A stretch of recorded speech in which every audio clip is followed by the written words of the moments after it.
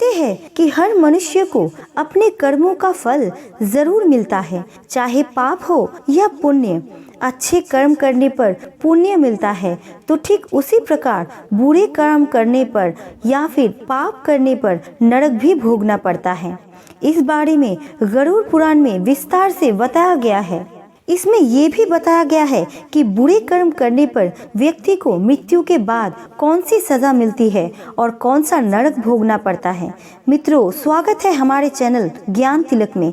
तो आइए इस बारे में और विस्तार से जानते हैं। आगे बढ़ने से पहले हमारे चैनल को लाइक एंड सब्सक्राइब जरूर कीजिएगा।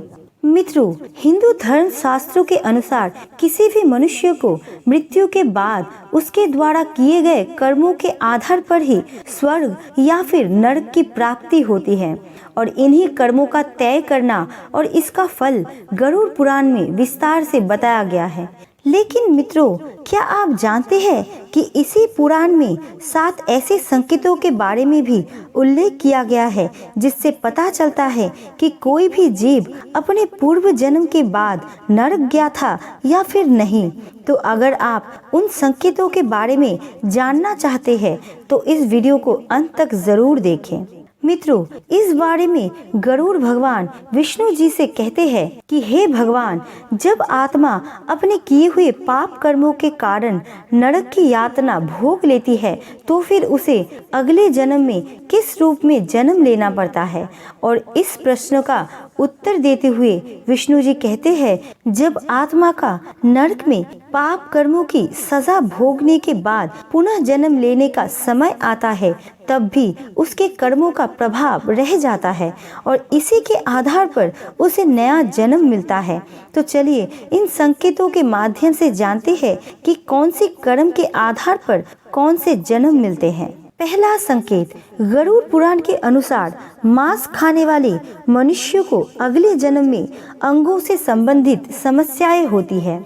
मदिरा या फिर अन्य नशा करने वाले के दांत काले होते हैं और जीभ के स्वाद के लिए ना खाने वाली चीजों को भी खा लेने वाला ब्राह्मण अगले जन्म में जलोदरी बनता है। दूसरों का ध्यान किए बिना मीठा खाने वाले को गले से संबंधित रोग होते हैं और श्राद्ध के समय में अशुद्ध दान देने वाले लोगों को कुष्ठ रोग से भोगना पड़ता है। दूसरा संकेत, रत्न चुराने वाले व्यक्ति को अगले जन्म में मानसिक रोगों का सामना करना पड़ता है तो वही स्वर्ण चुराने वाले को नाखूनों की समस्या होता है और अन्य धातुओं को चुराने वाला अगले जन्म में गरीब रहता है। अनाज की चोरी करने वाला चूहा बनता है, वही जल की चोरी करने वाला चातक और विष चुराने वाला बिच्छू बनता है। और तो और सुगंधित चीजों को चुराने वाला छछूंदर बनता है और शहद को चुराने वाला अगले जन्म में मधुमक्खी के रूप में जन्म लेता है।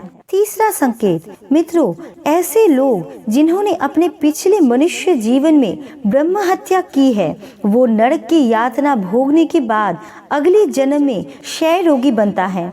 गो हत्या करने वाले मूर्ख या फिर कुबड़ा बनता है। कन्या की हत्या करने वाला या कोई गर्भपात करने या गर्भपात करवाने वाला बिल रोगी बनता है। इन सभी का जन्म एक चंडाल के रूप में होता है। चौथा संकेत, गरुड़ पुराण के अनुसार किसी भी रूप में महिलाओं को यातना देने वाला या फिर महिलाओं का शोषण करने वाले को अगले जन्म में खतरनाक बीमारियों का सामना करना पड़ता है और वो हमेशा पीड़ा में ही रहते हैं। और स्वाभाविक रूप से संबंध बनाने वाले अगले जन्म में नापुंसक बनता है और वही गुरु पत्नी के साथ संबंध बनाने वाले कुष्ठ रोगी पैदा होते हैं। पांचवा संकेत, मित्रों, पिछले जन्म में पति ने अगर अपनी पवित्र पत्नी को छोड़कर किसी अन्य स्त्री के साथ संबंध बनाए हो तो वो नरक में दुख झेलने के बाद जब अपना अगला जन्म लेता है तो उसको इस नए जन्म में एक बहुत ही बुरी स्त्री पत्नी के रूप में मिलती है। छठा संकेत, गरुड़ पुराण के अनुसार घमंड के चलते गुरु का अपमान या निरादर करने वाले व्यक्ति को मिर्गी की दौरे पड़ते हैं। वेद शास्त्रों की निंदा करने वाले पांडु रोगी बनते हैं। झूठी गवाही देने वाला जन्म से अंधा बनता है। गाय तथा ब्राह्मण को लात मारने वाला लंगड़ा बनता है। झूठ बोलने वाला हकला और झूठी बातों में रुचि लेने वाला बधिर पैदा होता है। वही झगड़ों में आग लगाने वाला खलवटी होता है और मांस बेचने वाला दुर्भाग्यशाली बनता है। 7वां संकेत, अगर किसी ने पिछले जन्म में दान पुण्य ना किया हो, किसी गरीब की कभी मदद ना की हो और अकेले ही अन्न का सेवन किया हो, तो नरक में सजा भुगतने के बाद अपने अगले जन्म में एक एक दाने के लिए तरसता है और भूख से व्याकुल होकर मर जाता है। ऐसे मनुष्यों की संतान नहीं होती है। तो मित्रों, इन्हीं 7 लक्षणों से पता चलता है कि कोई व्यक्ति पिछले जन्म के बाद नरक गया था या फिर नहीं। मित्रों, आपको ये वीडियो कैसे लगे कमेंट्स में ज़रूर बताना और अच्छे लगे तो चैनल को लाइक एंड सब्सक्राइब ज़रूर करना। आपका कीमती समय देने के लिए दिल से शुक्रिया।